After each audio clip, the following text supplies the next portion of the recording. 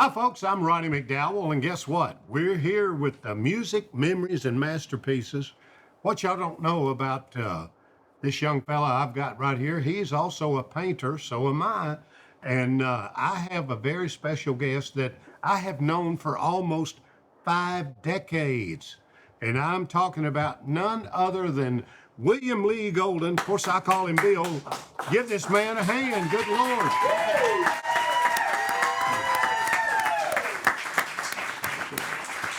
How you doing, Brother Bill? I'm doing good, man. I seen you the other day. I was telling the crowd before we went on the air about being at Soundscape, and they're trying to get us money for our voices. Yeah. And so I'm excited about that. Well, I didn't even know they would do that stuff. So, Well, I didn't either, but I was telling you a story about Gene Simmons Yeah. being at Congress back in February. Me and my two sons, Ronnie Dean and Tyler Dean, we went and bowled at the White House. And I was so excited because Richard Nixon, Kennedy, they all got to bowl at the White House. It's like 3 lanes. And I just had the best time. Well, Gene Simmons was there the same time we were there, Bill. And he was before Congress. And he said, I just want to tell y'all something, that these broadcasting places use our voices, but we don't get paid for it. Can you imagine that Elvis Presley never got paid for the use of his voice? And that's why we were there. And I'm glad that we were all there at Sound Exchange the other morning. Yeah. And thank you for being here today, Bill. yes, Thank you. sir. Thank you. Enjoyed the lunch we had together there. We did have a good lunch. Yeah. I'm not going to tell them what you said to me, though. Well, that's okay. No, I'm going to go ahead. No, I'm going to go ahead and tell them because you leaned over to me and said, Ronnie, what's this all about? And I said, they're going to tell us. And you leaned over to me and you said, well, whose ass do I have to whoop here today?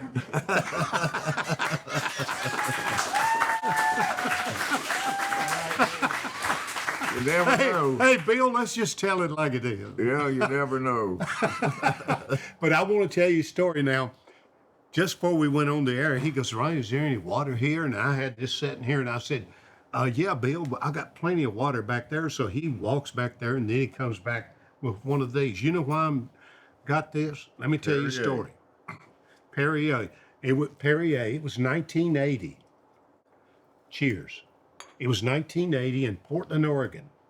Well, I was in Oklahoma City at a place called Tulsa. Actually, Tulsa, not Oklahoma City, but Tulsa at a place called Ziegfeld's for 30 days. They had hired me to do Christmas shows for 30 days.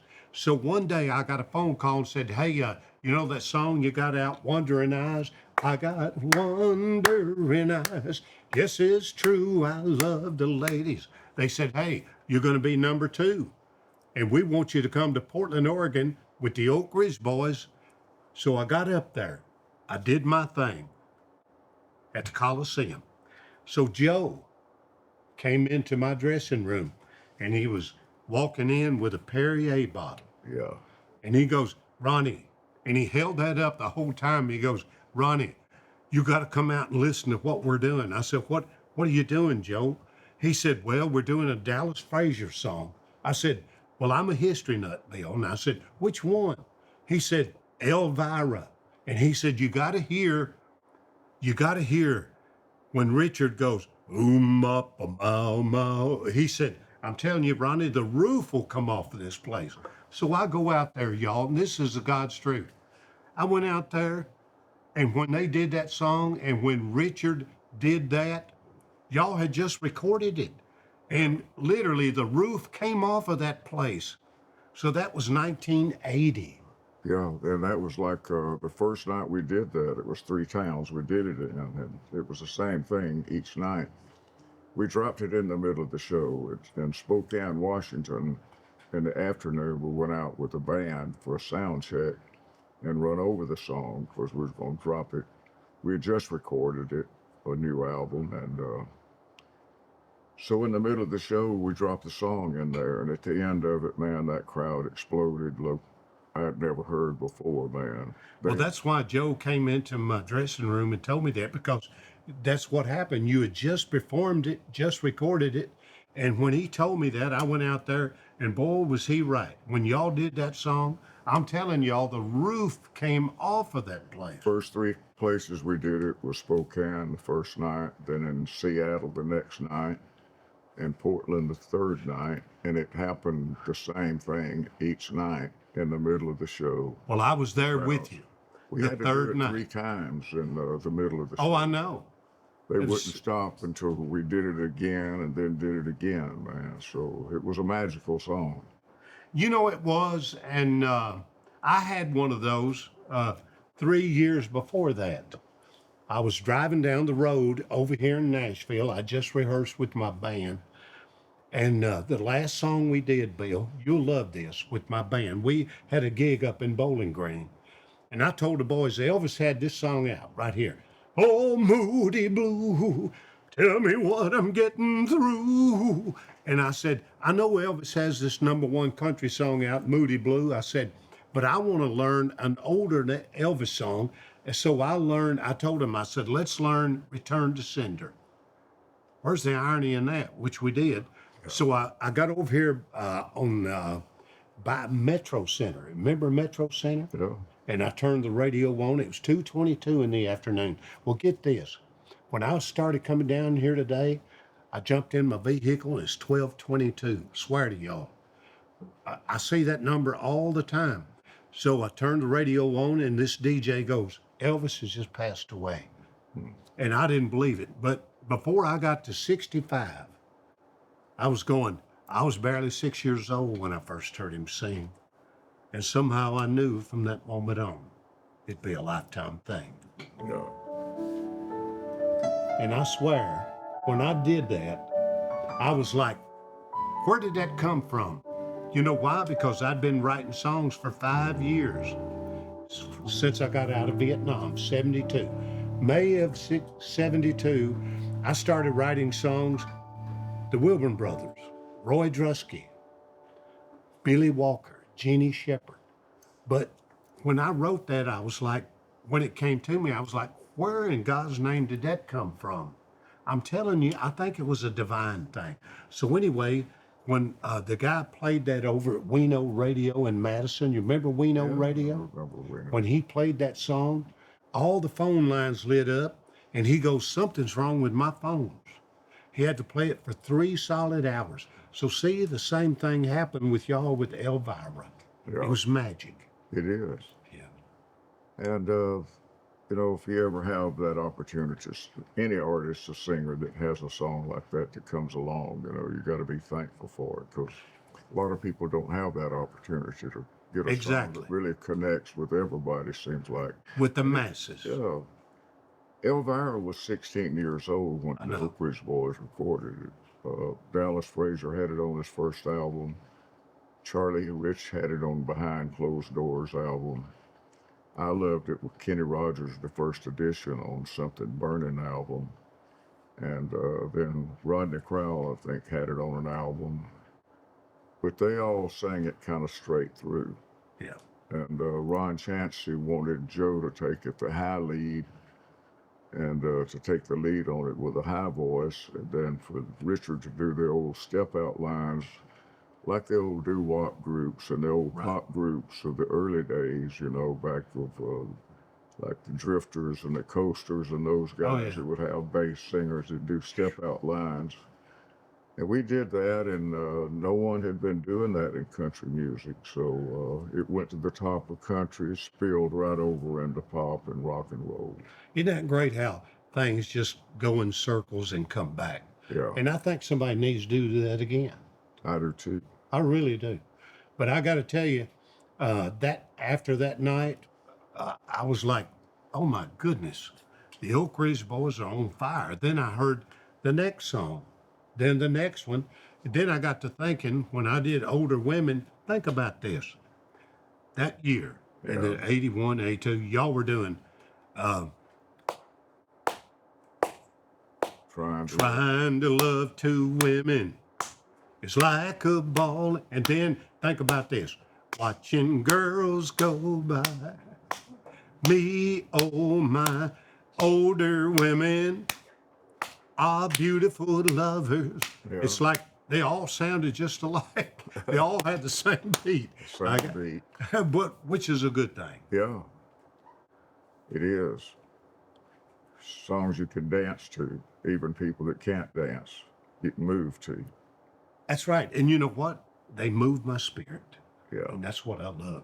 And you boys did so many unbelievable songs that reached through the speakers and grabbed my spirit. And I love that. It's kind of like Freddie Hart when he did Easy Lovin' in 1972. yeah, A lot of people don't know this, but I got to tell you, that song Easy Lovin' was like y'all's song Elvira. yeah. It reached through the speaker and grabbed me and shook me. I went out and bought it. It's one of the only records I ever bought. Well, I also bought Heading Out to San Francisco for the Labor Day weekend show. Jimmy Buffett. I Yeah. went out and bought that record because it touched me. Yeah. And so many of y'all songs touch me. I think we're going to take a break right now and we'll be right back. Okay. Thank you, baby. And welcome back. Here we are with my friend William Lee Golden. And I got to tell y'all, you may not know this about my buddy, but I got to tell you, he is a painter. He does the most unbelievable, wonderful paintings. And he knows that Ronnie McDowell does that too. I got to tell you, I was walking through the Nashville airport one day and his paintings were in the airport. That's how unbelievable your paintings are. I do landscape paintings, basically, and but you're a great artist yourself, man. I can't do the figures and do people. It's there's an art to doing actual people and their character, real characters, you know. I got friends that are great artists, but I'm certainly not one of them. And Well, you are to me. well, I just something that I took up later in life, and for about 10 or 12 years, I tried my hand at painting, and but I would do it all on the road, man. I did all my painting at in a hotel room in different hotels. I'd take my canvas in the morning, and take my bags in, and maybe some little lights, and sit up by a window in my room, and spread out some photos and things, and stand in front of a canvas most of the day. And first thing you know, it's got to clean up and go sing, and then pack it back up and head to the next town. But that's all of my paintings, actually, and but they're all landscapes from different places that I found that I was attracted to the landscapes. Well, I can tell that that's another passion for you, as it is for me. And I never will forget. I want to tell you this.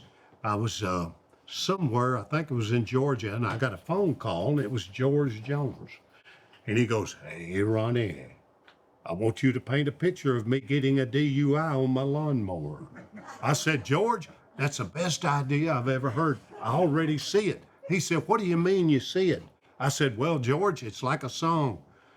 When you said that, I saw you pulled over by a policeman getting a DUI on your lawnmower."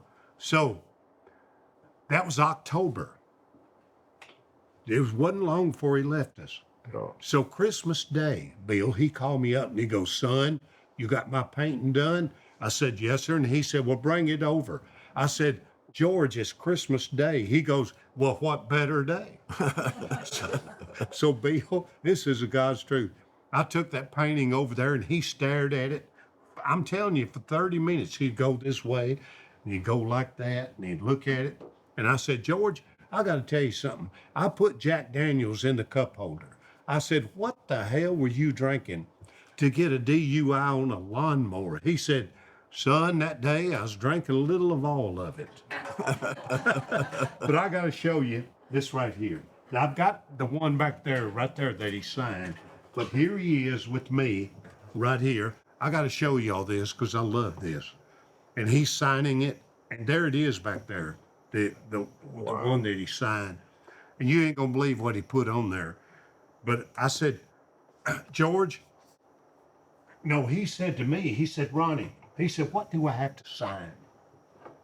And so I looked at him and I said, "George, I'm going to be honest with you. You don't have to sign anything. I just want to sell prints." Here's how grounded and humble our friend George Jones was. He goes, "Ronnie, You don't have to ask anybody anything for the rest of your life. You sell all the paintings you want to. You know who else told me that? Same exact thing, Dolly Parton. Those two iconic people said, Ronnie, you don't have to go through nobody. You don't have to ask anybody. You sell all the paintings you want to. Isn't that unbelievable? That's great. How grounded and humble those iconic people were. But that's not the end of that story. So when he called me, he sent me a picture of how he looked then. And I said, George, go out and get on your lawnmower. And he sent me a stack about that thick. The next day, I got them.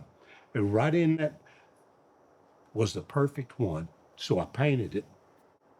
So one day in February, after Christmas, he called me up and said, son, you got to redo that painting.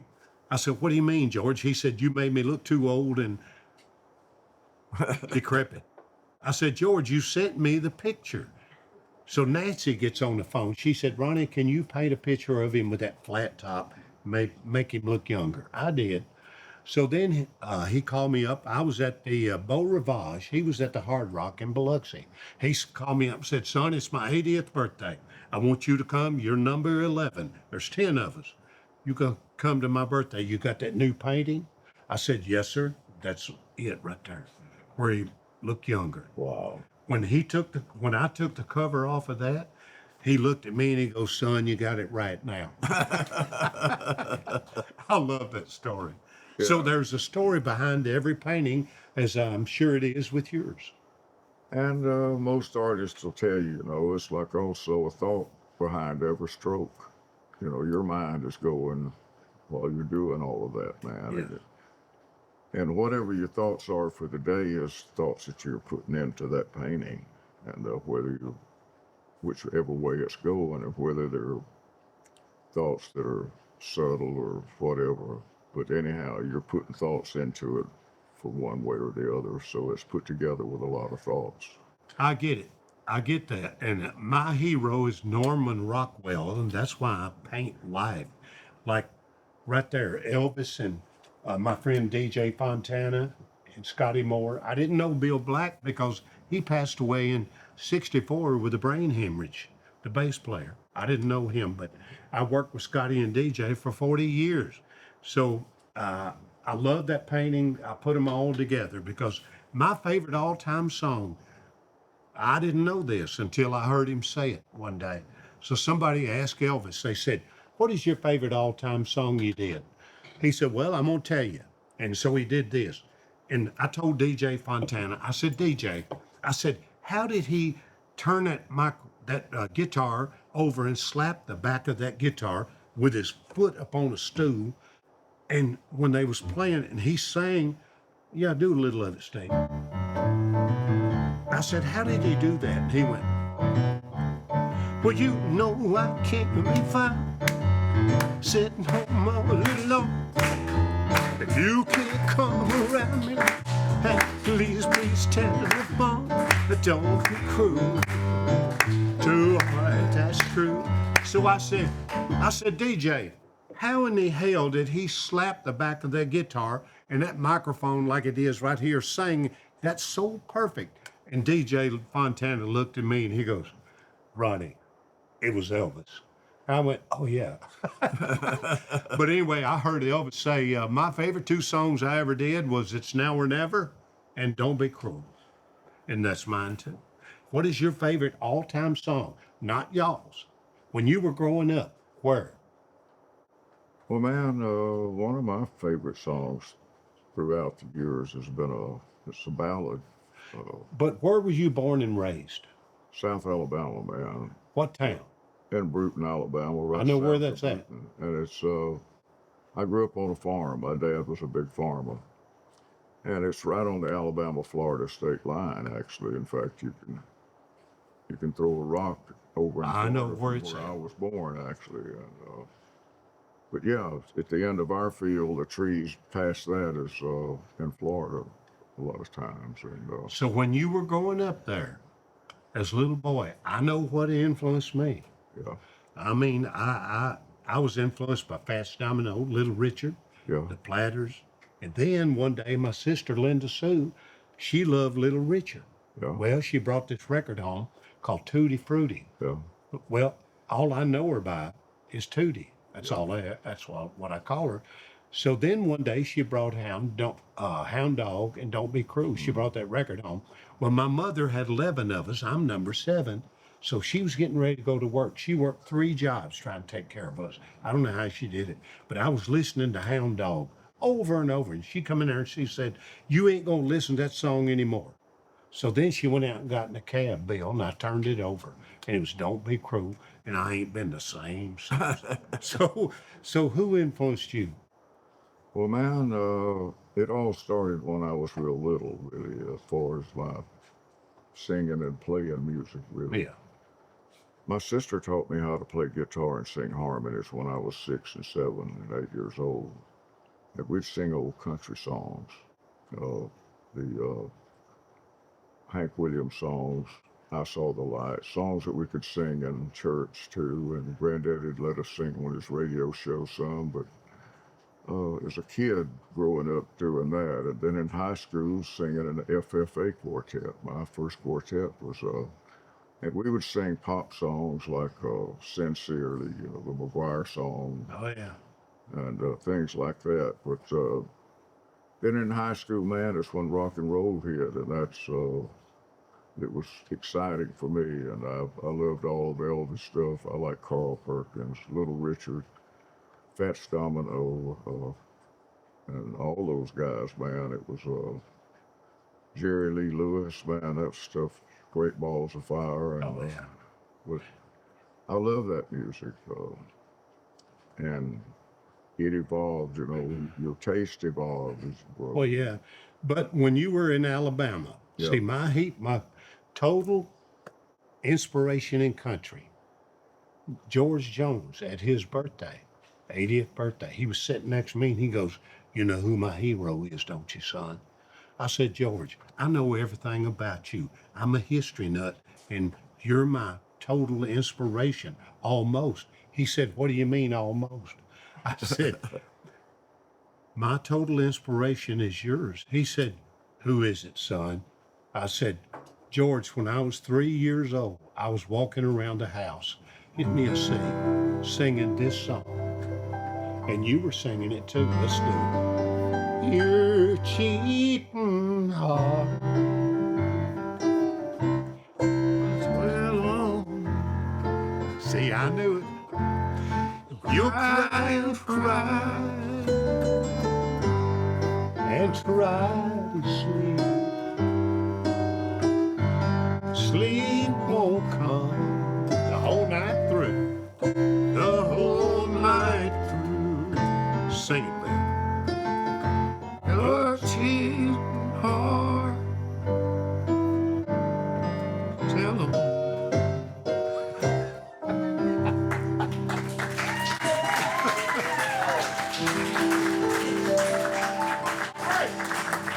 See, we all had the same growing up inspirations. We all did. We'll be right back.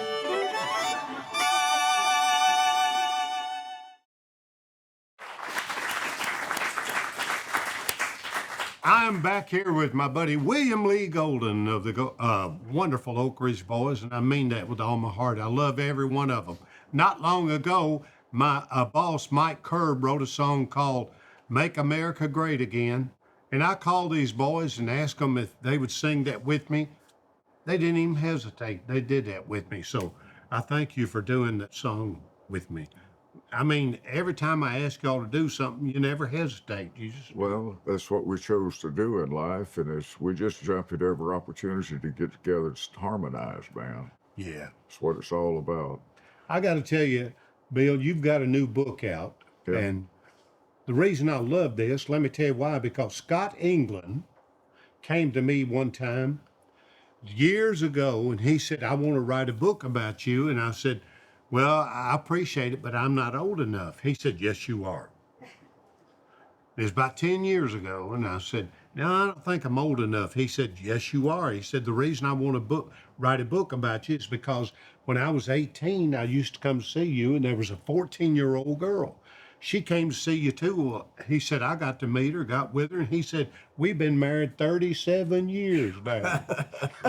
I said, wow. He said, but that's not why I want to write a book about you. I said, why is that? And he said, well, you remember this? And he pulled out an 8 by 10. You remember this boy? And I said, yeah, I remember him. He said, well, he became a famous magician and he came to see you all the time too, Ronnie. He said, but he got leukemia. He was one of my best friends in life.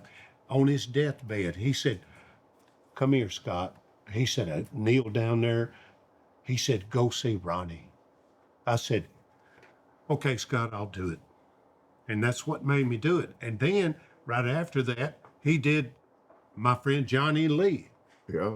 But I told Scott England, I said, Scott, I'll write a book, but I don't want anything negative. He said, what do you mean? I don't want anything negative, make everything positive. He said, what about your ex? And I said, well, then that's hard. But I said, put the blame on me. You remember that song? Yeah.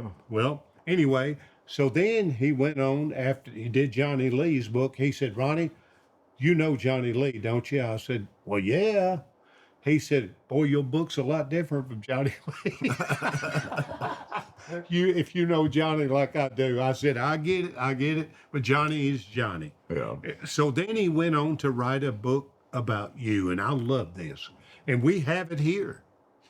Well, it's it's an autobiography actually. Yes. Scott wrote, and he hit me up to write a book too, and it was during the pandemic that I invited him down to the farm where I grew up. I was there for a couple of weeks on the farm and back at the home that I grew up in, and I love this cover, by the way. I love it. anyhow, it's called Behind the Beard. So he goes back to where it all started with me and my childhood. He talked to my sister. She lives across the street from the farmhouse, and but he talked to the people that in my life, you know, all the Oak Ridge boys. He also he's got over 200 photographs in here of me. He's got photographs with me with all of my different wives and my 4 wives. And we're not all together. But and he interviewed my first wife and my 4th wife. So Okay. All right. he all of that's in here, and each one of my wives is a picture in here. I still love all of them. I know. You know, But that's trying who to he love is. 2 women is like a ball and chain, but that's where it started with me. Oh, I love that. What year was that car? It's got to be in the know. It was my early granddad. 40s, late 30s. Yeah. I love We're that. out Hey, you ain't over- changed a bit. Look at there. But anyhow, there's pictures of the Oak Ridge boys for all the 50 years I've been with them. We're 60 now. And, but Scott did a good job. He did. He does an unbelievable job. I think Scott told me he's on his 14th book now. Started with me, Yeah. and now he's on his 14th book. And then this past spring, he released another book with me. I talked about my painting and my getting good cameras to try to get good landscape shots, you know. And so all at once, I'm such a slow painter, man. It take me 3-4 months to do a painting, finish one, and I'm just real slow. And you kind of put your background, you layer in each layer, but it's doing photographs. It was when I got digital photographs in 2008. I took it on the road, been getting out of hotels and going out and taking great landscape shots. Yeah, a lot of people don't know this, but he's an unbelievable photographer. He takes the most unbelievable shots, and if you could see this book, you would love it. Scott gave me one of those, by the way. And Okay. thank you for signing it for me. Yes, Thank you. sir. But Scott put all this together for me, and just to mention about Scott England here that wrote these books. I've known Scott a long time too. You know, he's been following you, but him and his wife and his daughter, they followed the Oak Ridge boys for years, and I would do his show. He comes out of television. He was at a television station up in Illinois Right. when we met, and he was a producer there, a writer, a host, and a director. And we went and visited his show one day. It was kind of a daytime show that he had a popular local show. Right. We were playing up there, and he had us as a guest to talk about our performance. But we've known Scott a long time, and like he come to Nashville to be in television with RFD TV. Right. So his whole background is in television and writing. So he would interview me, man, every 2 or 3 days. He'd come sit on the front porch during the pandemic, and he would ask me questions. And so I talked, and I told him then, talk to anyone else you want to about whoever I am, because we're all maybe looking out of different eyes at Right. situations.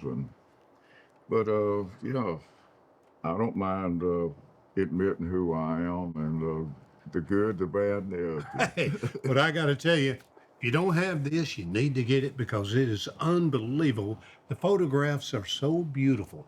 You not only paint, but you take great pictures. I took photographs to be to use as reference, but I tell you what, I've got several photographs in my home that are reproduced on canvas or either big board that I use them as fine art in my home. You know, speaking of that, y'all may not know this, but I'm not going to tell you where he lives, but I will tell you this because I'm a history nut. He lives in a house by the creek, not too far from where I live, and I'm a history fanatic. And tell him what year your house was built. My house was built 240 years ago on 1786 by Revolutionary War Colonel James Franklin. And he fought with George Washington, was one of the immortal 7 that turned the British back. My home, it was an outpost. It was Station Camp Outpost. Right. That's how Station Camp Creek got its name, but it was an outpost. He loved the spot after his service. He was given a section of land, which is 640 acres, for his service in the Revolutionary War. Unbelievable. He chose that spot, brought his family there, built a home. That was 1786. It was 3 years before George Washington was president and 10 years before Tennessee was a state. It was 10 years after the Revolutionary War. Right. And anyhow, it does have history. It does, and I'm a history nut. And speaking of that, Come over and meet some of the ghosts sometimes. I would love to because I just love that place where you live because I just love history, like the history that you have with the songs that you did. Would you do just a little bit of that song that I love? Sing this song, just a little of it.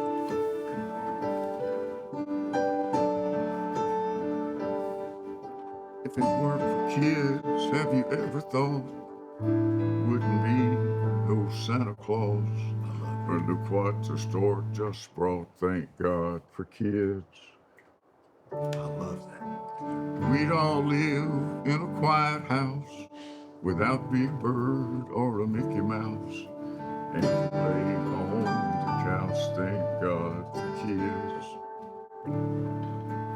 Thank God for kids, there's magic for a while. Special kind of sunshine in a smile. Did you ever start to think or wonder why the nearest thing to heaven is a child?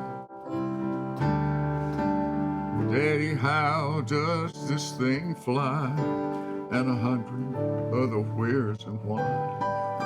Really don't know, but I try, thank God for kids.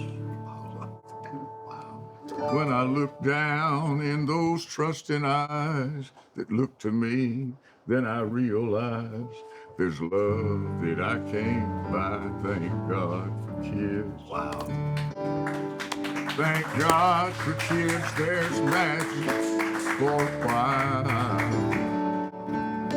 A special kind of sunshine and a smile. Did you ever stop to think or wonder why the nearest closest thing to heaven is a child.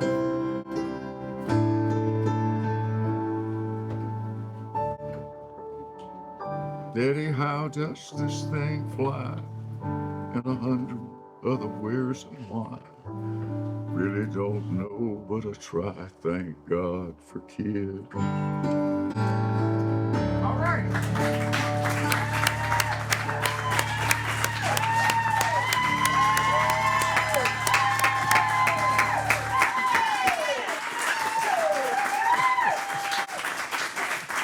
Unbelievable. And grandkids too. And grandkids too.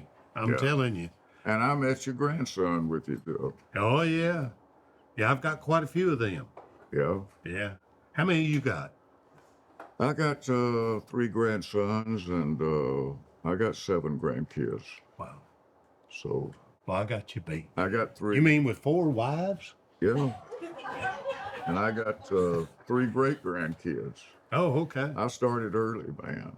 Hey, I got to tell you, this guy's such an inspiration. Let me tell you why. Every day he does sit-ups. Tell him how many. Well, I've kind of evolved into doing weights with I still touch my toes several times, but I do, I use 10-pound weights in each hand.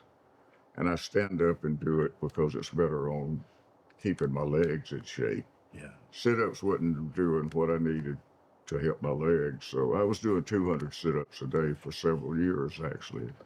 And then past couple of years, I've used weights to standing up and going all the way down, touch the toes with the weights. Now tell me this is not an inspiration. And Mr. Bill, if you don't mind telling them how young you are. I'm 87.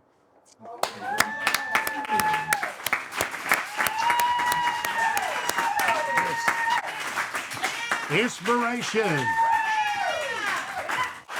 Yeah, man. It's just like, get you some weights and Oh, yeah. get it down there and go down and touch the floor and all of that, man. I mean,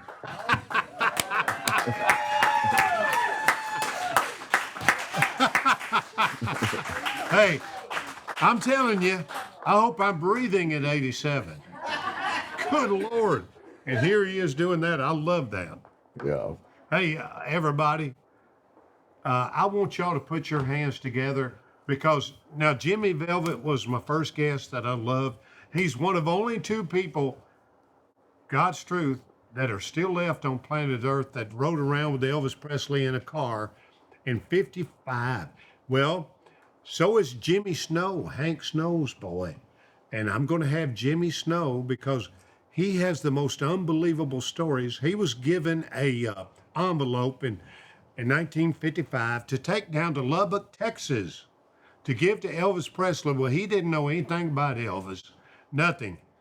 But right over here, not too far from here, where Colonel Tom Parker lived, he said, son, you take this, give that to Elvis Presley. So when he walked into the dressing room, Elvis was combing his hair. Jimmy said, I've never laid eyes on this guy. But my dad and Colonel Parker started working with him. And on the show that night was me. You ain't going to believe this. You know what song, Jim? A little history for you. Okay. He was on RCA. Jimmy Snow, you know what song he had out? Jimmy, I don't know. Oh, he had this song. Treat me like a fool, treat me mean and cruel, but love me. It sounded like his dad, Yeah. but it's an interesting story. So he walked in, he gave that envelope, and he said, hey, Elvis, my dad and Colonel Parker said, give this envelope to you. He said, I looked at him and he said, hey, man, are you wearing eye makeup? And Elvis goes, yeah, man, it brings my eyes out. So that night, Hank Snow went on. He was the big star. He had this song out, #1 song. That a big 8-wheeler rolling down the track says my true loving daddy ain't a coming back. She's a rolling on. She's a moving on. All the audience were going, we want Elvis, we want Elvis. So right in the middle of that song, Hank Snow stopped. He goes, well, if you'll just let me finish this number, a little bastard will come out and sing you another song. Jimmy Snow said, the next day I started wearing eye makeup. I love these stories. I can't wait to have Jimmy Snow. He's 92 now. Really? Hank's boy, yeah. But the stories that he has is so unbelievable, and I got to get him on here to tell these stories because he's the only one left besides Jimmy Velvet. Well, besides you. Well, And it is amazing that he is still touching his toes, bending over. What an inspiration William Lee Golden is. Give him a hand.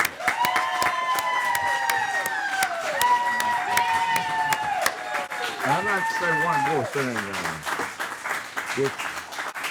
Scott England is here today, too. You know, Oh, I know. the guy that wrote these books. Yeah, Scott England. Scott England's here today, so he's not only a great writer, but he's a great host and TV guy, too. And a wonderful friend of mine and yours.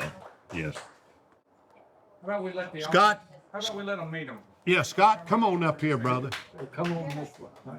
And I got to tell you, and I mean this with all my heart. Hey, when I meet people, I'm telling y'all, I see their spirits. I swear I do. I see who they are. When I first met this guy, I thought, this guy right here has the sweetest spirit, Well- and he still has. But I got to tell you what he did. He came over to my house. He said, Ronnie, I'm going to be a UFC fighter. I said, you're going to do what? He said, well, I'm going to be a boxer. He said, my influence was Muhammad Ali. He said, I met Muhammad Ali, and he said, I'm going to be the oldest boxer. Tell him, Scott. When we were pulling in here, Ronnie, William Yep. and I today, I said, this place brings back horrible memories for me because just next door is where I got knocked out. I was here that And you night. were there. I was there. And William was there. And that was one of the greatest nights of my life because I have cheered on Ronnie McDowell for all my life. I've cheered on William Lee Golden all my life. And that night, they were both there to cheer me on. Yeah. Yes. And I set the world record for the oldest professional boxing debut ever. How old were you then? I was 58 years old, and I took on a 23-year-old. And Ronnie, before the fight, came into the dressing room, and I had my trunks on, and he said, now, Scott Moe, he always called me Scott Moe, don't let this young fella knock you out. And I should have listened to Ronnie, but How long did it But I take? set the world record, and that's all to count. How long did it take for him to knock you out? Well, I didn't get knocked out. They stopped the fight. It was about a minute or so. But I set the record. You did. That's the main And I thing. still have my brain intact. I could still write books like Ronnie's book and William's book that you can get at williamleegoldenbook.com or Amazon. Got to get the plug in there. Yeah. And but I love you guys both very much. I love you too, Scott. After all these years, one of my best friends, William, one of my dearest friends in life. And the more you get to know either one of these guys, the more you love them. And they're great. Scott England, everybody.